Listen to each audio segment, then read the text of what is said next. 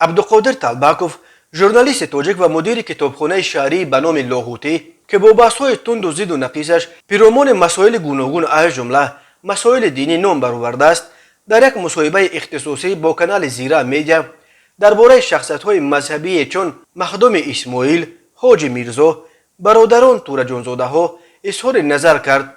گفت مسلمان است، روزه میگیرد و پیش نماز میخواند ولی حالا نمیخواند.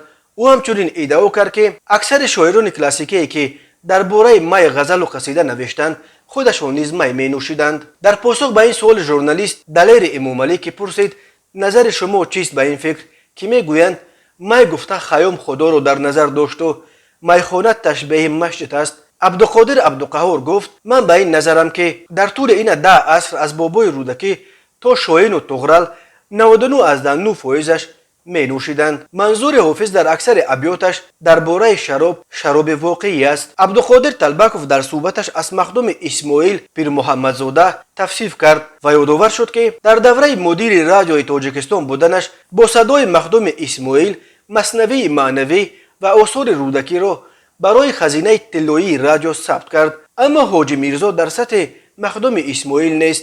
دانشمند است ولی زمینه معرفتیش ضعیفتر است. کتاب‌های ادبی تاریخی و از آثار نیاکان کمتر خوانده است، گفت طلباکوف. او همین طور از بین تور جانزاده‌ها حاجی اکبر تور جانزاده را بهترین و دانشمندترین نام برد و گفت در برابر سواد دینی زیرکی سیاسی او را هم اعتراف میکند. وقتی که یک چشمه که او تمام تاجیکستان را سوزانید ولی سرش به باد نرفت، کشته نشد، باز برگشت، در دولت کار کرد و موقعش باز در جامعه استوار کرد، این نشانه چیست؟ نشانه دانش، خرد و زیرکی سیاسی، گفت عبدالقادر عبدالقهار. ایشان نوردین جان و ایشان محمود جان تور جانزاده ها به نظر او روحانیان بیشتر عنعنوی‌اند و به حاجی اکبر برابر نمی‌آیند. عبدالقادر طلباکوف که در مطلب‌هایش برش روحانیان هم زیاد می‌چسبد، در مصاحبه‌اش با زیرا میدیا گفت که حالا به سن 55 رسیده است ولی قصد دارد که بعد به نفقه برآمدن ریش بگذارد. استاد من سیف رحیم است و من هم آرزو دارم که